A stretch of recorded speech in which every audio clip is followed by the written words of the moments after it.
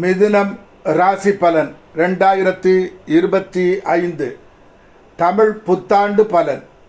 விஸ்வா வசு வருட சிறப்பு பலன்.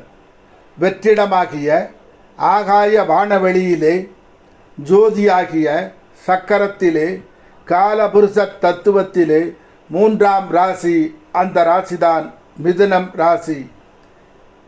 கையில் கதை என்ற ஆயுதத்தை தாங்கிய ஒரு வாலிபன், அவனுக்கு அருகில் வீணை தாங்கிய அழகான ஒரு பெண் இருப்பது போல் அமைந்த நட்சத்திர கூட்டம்,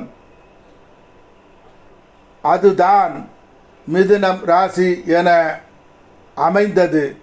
இந்த ராசி 60 டிகிரி முதல் 90 டிகிரி வரை உள்ள ராசி. காலபுருஷனின் தோள் பாகத்தை குறிப்பிடும் ராசி. காலபுருஷ தத்துவத்திற்கு முதல் உபயராசி. அதிகார பதவியில் அமர வைத்து அழகு பார்க்கும் கிரகம். உயர்நிலை மருத்துவர்களை உருவாக்கும் கிரகம். உயிர் வாழ தேவையான இரத்தத்தை குறிக்கும் கிரகமான செவ்வாய் பகவானின் நட்சத்திரமான மிருகசீரிடம் நட்சத்திரமும் அபரிமிதமான திடீர் பண வேட்டையின் மூலம் பணத்தை, செல்வத்தை, அதிகாரத்தை வாரி வழங்கும் கிரகமான ராகு பகவானின் நட்சத்திரமான திருவாதிரை நட்சத்திரமும் பெரும் தனத்தை வாரி வழங்கும் கிரகம் பிரபுவை போன்ற உயர் அந்தஸ்து வாழ்க்கையை தரும் கிரகம், சந்தோஷத்தில் உங்களை மூழ்க வைக்கும் கிரகமான குரு பகவானின் நட்சத்திரமான புனர்பூசம் நட்சத்திரம் அமையப்பெற்ற ராசியே மிதுனம் ராசி. பூமி தத்துவ ராசி. தோட்டம், வண்ண வண்ண பூக்கள் நிறைந்த உல்லாச நந்தவனம், பெண்கள் நாட்டியம் ஆடும் இடங்கள், கேளிக்கை நிறைந்த இடங்கள், தந்திர விளையாட்டு ஆடும் இடங்கள், சூதாடும் இடங்கள், இவைகளை குறிக்கும். சிலேத்துமத்தை கொண்ட ராசி. குளிர் பச்சை நிறத்தை கொண்ட ராசி. ரஜோகுண ராசி. உஷ்ணமான ராசி. சாந்த சொரூபம் கொண்ட ராசி. இரவில் வலுவான ராசி. கிரகங்களின் இளவரசன் ஆன புத பகவான் இந்த ராசியின் அதிபதி. ரஜோகுணம் கொண்டவர். நம் நாட்டின் முன்னாள் பிரதமர் மொரார்ஜி தேசாய் பிறந்தது மிதுன ராசிதான். இந்தோனேஷிய முன்னாள் ஜனாதிபதி சுகர்னோ பிறந்தது மிதுன ராசிதான். விஞ்ஞான மேதை ஐன்ஸ்டீன் பிறந்தது மிதுன ராசிதான். பிறரை வசீகரிக்கும் சக்தி பெற்றவர்கள் நீங்கள்தான். சுறுசுறுப்பின் சொந்தக்காரர் நீங்கள்தான்.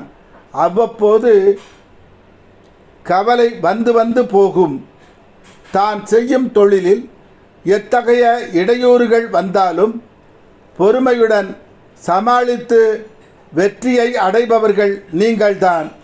எந்த ஒரு வேலையையும் ரசித்து ரசித்து கஷ்டத்தை பொருட்படுத்தாமல் செய்யும் குணம் உடையவர்கள் நீங்கள்தான். கோபத்தை வெளிக்காட்ட மாட்டீர்கள். பிறரை எளிதில் நம்ப மாட்டீர்கள். உங்கள் அபிப்பிராயத்தை வெளியில் காட்டிக்கொள்ள மாட்டீர்கள். எதையும் எளிதில் கிரகித்து கொள்பவர்கள் நீங்கள்தான். சூழ்நிலைக்கு தகுந்தாற்போல் நடந்து கொண்டு எந்த ஒரு காரியத்தையும் எளிதில் சாதித்துக் கொள்வீர்கள். உங்களுக்கு பிடிக்காதவர்களிடம் முகம் கொடுத்து கூட பேச மாட்டீர்கள். எதிலும் மாட்டிக்கொள்ளக்கூடாது என்பதில் கண்ணும் கருத்துமாக இருப்பவர்கள் நீங்கள்தான். கூர்மையான மதுநுட்பம் வாய்ந்தவர்கள் நீங்கள்தான். எல்லா விஷயங்களையும் தெரிந்து கொள்வதில் ஆர்வம் உள்ளவர்கள் நீங்கள்தான். மதிப்பிற்குரிய நாகேஷ் அவர்களைப் போல், தங்கவேலு அவர்களைப் போல் வேடிக்கையாகவும் கிண்டலாகவும் சிந்திக்கும்படியும் பேசுபவர்கள் நீங்கள்தான். சாஸ்திர ஆராய்ச்சி நிறைந்தவர்கள். பிறர் தன்னை அடக்கி ஆள விரும்ப மாட்டீர்கள். சமூக வாழ்வில் புகழ் அடையும் நேரம் இது. மேடையில் விவேகானந்தர் போல் பேசும் பேச்சாற்றல் உடையவர்கள் நீங்கள். எந்த ஒரு விஷயத்தையும் ஆழமாக தோண்டி ஆராயும் குணம் படைத்தவர்கள் நீங்கள்தான். பல விதத்தில் பணம் சம்பாதிக்கும் திறமை உண்டாகும். ஆடம்பர வாழ்க்கையில் ஆனந்தம் கொள்பவர்கள் நீங்கள்தான். கடன் கேட்ட இடத்தில் இருந்து கிடைக்கும் நேரம் இது. உங்கள் தேவைகள் அனைத்தும் பூர்த்தியாகும் நேரம் இது. நாசுக்காக வேலை செய்வதில் சமர்த்தர்கள் நீங்கள். சிலருக்கு அஞ்சல் துறையில், கொரியர் சர்வீஸ் தொழிலில் வேலை கிட்டும் நேரம். விஞ்ஞான ஆராய்ச்சியில் உள்ளவர்கள் தங்கள் கண்டுபிடிப்பால் உலக புகழ் அடையும் காலம் இது. ஏஜென்சி தொழில் உள்ளவர்களுக்கு ஏற்றமான காலம் இது. கான்ட்ராக்ட் தொழிலில் ஈடுபட்டவர்களுக்கு கை நிறைய காசு கிட்டும் நேரம் இது. கமிஷன் தொழில் செய்பவர்களுக்கு கமிஷன்கள் அதிகமாக கிட்டும் நேரம் இது. தாயின் மீது அதிக பாசம் கொண்டவர்கள் நீங்கள். உங்கள் மீது தாய் அதிகம் பாசம் கொண்டிருப்பார்கள். சுகமாக வாழ பிரியம் அதிகம் கொண்டவர்கள் நீங்கள். நடன வல்லுநராக இருப்பவர்களுக்கு நல்ல முன்னேற்றமான காலம். கர்நாடக சங்கீத புலமை உள்ளவர்கள் மதிப்பிற்குரிய பாலமுரளி கிருஷ்ணா அவர்கள் போல் புகழ் அடையும் நேரம். சிலர் இசைத்துறையில் உள்ளவர்கள் மதிப்பிற்குரிய MS விஸ்வநாதன் போல் பெயர் எடுக்கும் காலம் இது. கவிஞராக இருப்பவர்கள் முத்துக்குமார் போல் புகழ் அடையும் நேரம் இது. இந்த ராசியில் உள்ள நீங்கள் இந்த காலகட்டத்தில் உங்களின் தனித்திறமை பிரகாசிக்கும் நேரம் இது. உயர் ரக ஆடை அணிவதும் உயர்தர உணவு உண்பது உங்களுக்கு மிகுந்த மகிழ்ச்சியை தரும். அரண்மனை போன்ற வீடு அமையும் நேரம் இது. பண்ணை வீடுகள் சொந்தமாக அமையும் நேரம். உயர்தர நவீன கார்கள் சொந்தமாக அமையும் நேரம். இதுவரை திருமணம் நடக்காதவர்களுக்கு திருமணம் நடக்கும் நேரம். சிலருக்கு நண்பர்களால் பிரச்சனை ஏற்பட்டு சரியாகும். சில சமயம் நீங்கள் எடுக்கும் அவசர முடிவால் உங்களுக்கு பிரச்சனை வரலாம். எச்சரிக்கை தேவை. பேங்க் வேலைக்கு முயற்சி செய்பவர்களுக்கு வேலை கிட்டும் நேரம். நகைக்கடை நடத்துபவர்கள் பல கடைகள் திறந்து பணம் சம்பாதிக்கும் நேரம். மெயின் தொழில், உப தொழில் என 2 தொழில்கள் மூலம் வருமானம் கிட்டும் நேரம் இது. இந்த ராசியில் பிறந்து டாக்டர் பட்டம் பெற்றவர்களுக்கு அரசு மருத்துவமனையில் உயர் பதவி கிட்டும் நேரம் இது. சட்டப்படிப்பு படித்து வக்கீல் ஆனவர்களுக்கு அரசு வக்கீல்கள் ஆகும் நேரம் இது. பால், வெண்ணெய், உணவுப் பொருட்கள் சம்பந்தப்பட்ட வியாபாரம் செய்பவர்களுக்கு நன்மையான காலம் இது. சிலருக்கு ரயில்வேயில் வேலை, மின்சார இலாக்காவில் வேலை கிட்டும் நேரம் இது. சொந்தமாக தொழிற்சாலை நடத்துபவர்களுக்கு நல்ல யோகமான காலம் இது. சிலருக்கு சொந்தமாக பல லாரிகள் வாங்கி டிரான்ஸ்போர்ட் தொழில் சொந்தமாக அமையும் காலம் இது. சிலர் பஸ் கம்பெனி முதலாளி ஆகும் நேரம். சிலர் சொந்தமாக கார்கள் வாங்கி கால் டாக்ஸி ஓனர் ஆகும் நேரம் இது. எதிரிகள் அடிக்கடி தோன்றுவார்கள். அவர்களை திறம்பட சமாளிப்பீர்கள். குழந்தை செல்வத்திற்கு காத்திருப்பவர்களுக்கு குழந்தை செல்வம் கிட்டும் நேரம் இது. திங்கட்கிழமை, புதன்கிழமை, வெள்ளிக்கிழமை, சனிக்கிழமை நல்ல கிழமைகள் ஆகும். ஆனி மாதம், ஆவணி மாதம், ஐப்பசி மாதம், வைகாசி மாதம், மார்கழி மாதம், மாசி மாதம் பெரும்பாலும் நன்மை தரும் மாதம் ஆகும். அதாவது 15/6/2025 முதல் 16/7/2025 வரை உள்ள காலம், 17/8/2025 முதல் 16/9/2025 வரை உள்ள காலம், 18/10/2025 முதல் 16/11/2025 வரை உள்ள காலம், 16/12/2025 முதல் 14/1/2026 வரை உள்ள காலம், 13/2/2026 முதல் 14/3/2026 வரை உள்ள காலம் பெரும்பாலும் நன்மையான மாதங்கள் ஆகும். வெண்மை நிறம், பச்சை நிறம் நன்மை தரும் நிறம் ஆகும். இவர்களுக்கு அதிர்ஷ்ட எண் 5, 2, 7 ஆகும்.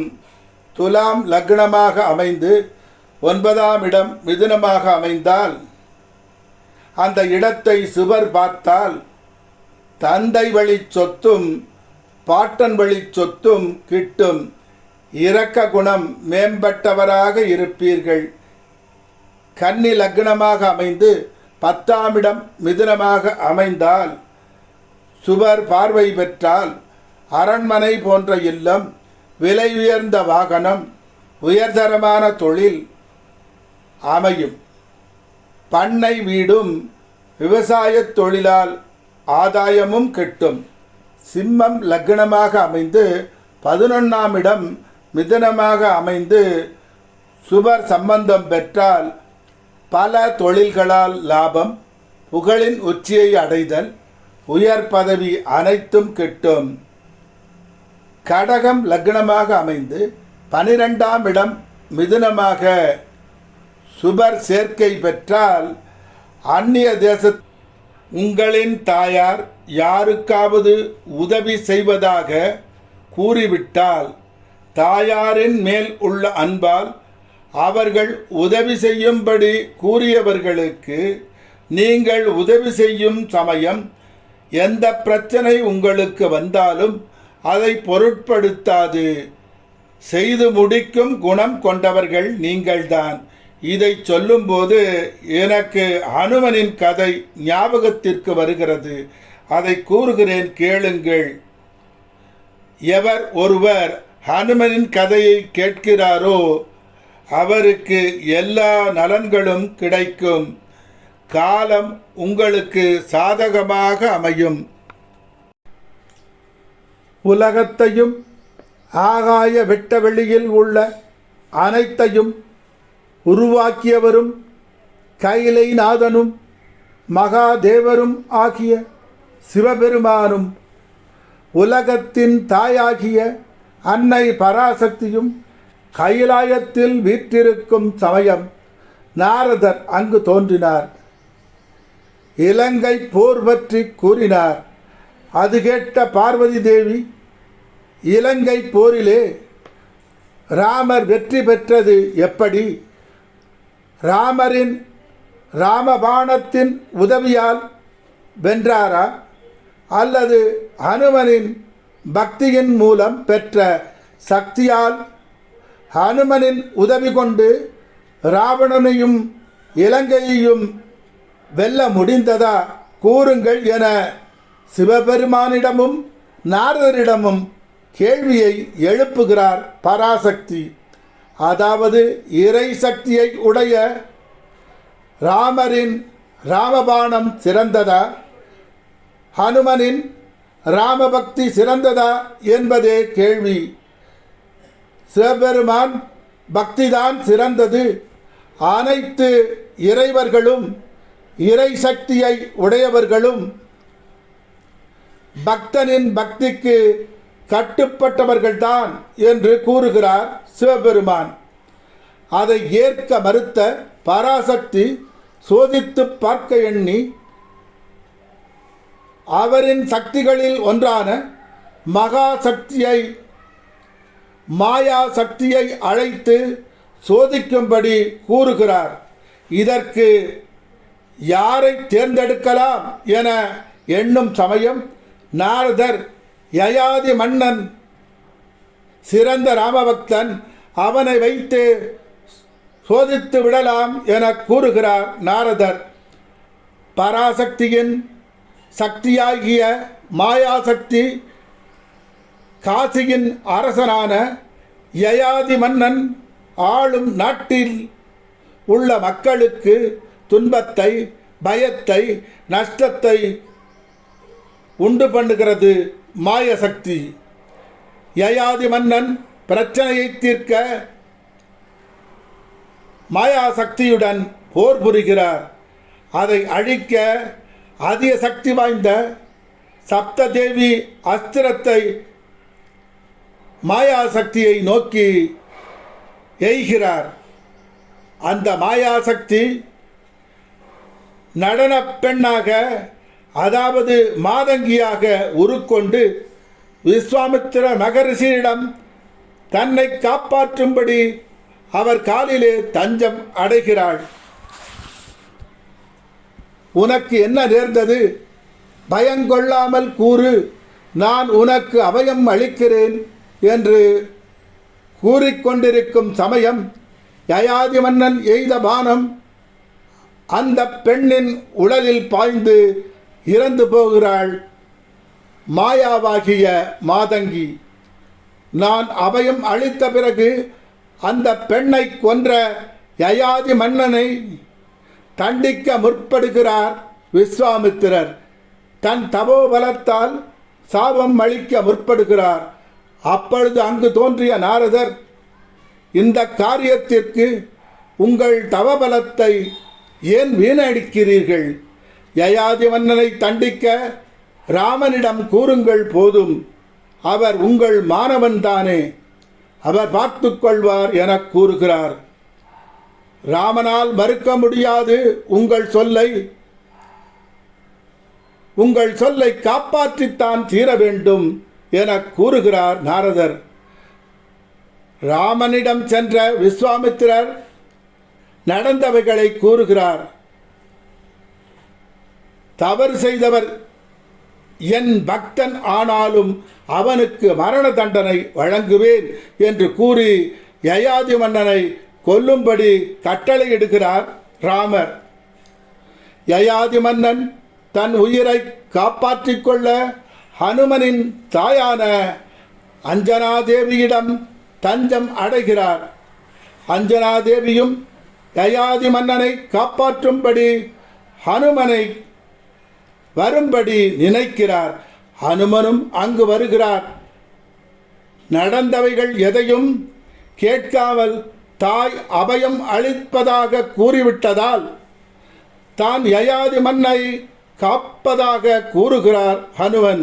அந்த நேரம் அங்கு தோன்றிய நாரதர், யயாதியை காக்கும் சக்தி உனக்கு இல்லை, யயாதி மன்னனை கொல்வேன் என்று கூறியிருப்பது யார் தெரியுமா?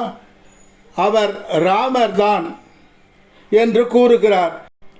என் கடமைக்கும் என் ராமபக்திக்கும் வந்த சோதனையாகியது. யார் எதிர்த்து வந்தாலும் யயாதி மன்னனை காப்பதில் இருந்து பின்வாங்க மாட்டேன். என் கடவுளே எனக்கு எதிராக வந்தாலும் போரிடுவேன் என்று கூறுகிறார் அனுமன். ராமர் அனுமனை போருக்கு அழைக்கிறார்.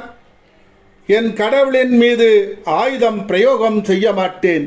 நீங்கள் வேண்டுமானால் ராமபானத்தை தொடுங்கள். நான் ராம ராம என்ற மந்திரத்தை அஸ்திரமாக்கி பிரயோகிக்கிறேன் என்று கூறுகிறார் ஹனுமன்.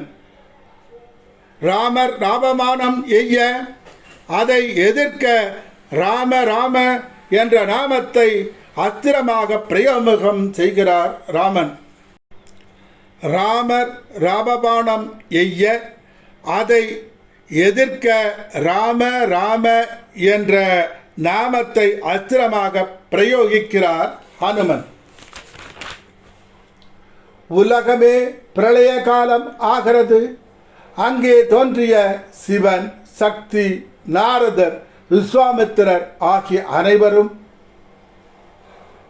இருவரையும் சாந்தி அடையும்படி கூறுகிறார்கள். இரண்டும் ஒன்றை ஒன்று மிஞ்சியது அல்ல என்று கூறுகிறார்கள்.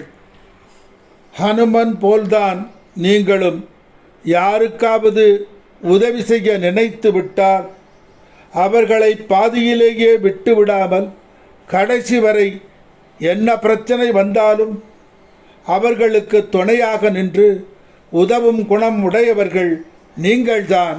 ஓம் சரவண பவா, ஓம் சரவண பவா, ஓம் சரவண பவா, ஓம் சரவண பவா, ஓம் சரவண பவா, ஓம் சரவண பவா, ஓம் சரவண பவா, ஓம் சரவண பவா, ஓம் சரவண பவா, ஓம் சரவண பவ என்ற முருகன் மந்திரத்தை தினமும் 108 முறை ஜெபம் செய்யவும் நல்லன அனைத்தும் கிட்டும், இன்பம் உண்டாகும், செல்வம் கிட்டும், புகழ் கிட்டும், சொத்து சுகம் கிட்டும், அஷ்ட ஐஸ்வர்யங்களும் கிட்டும், நிம்மதி கிட்டும்.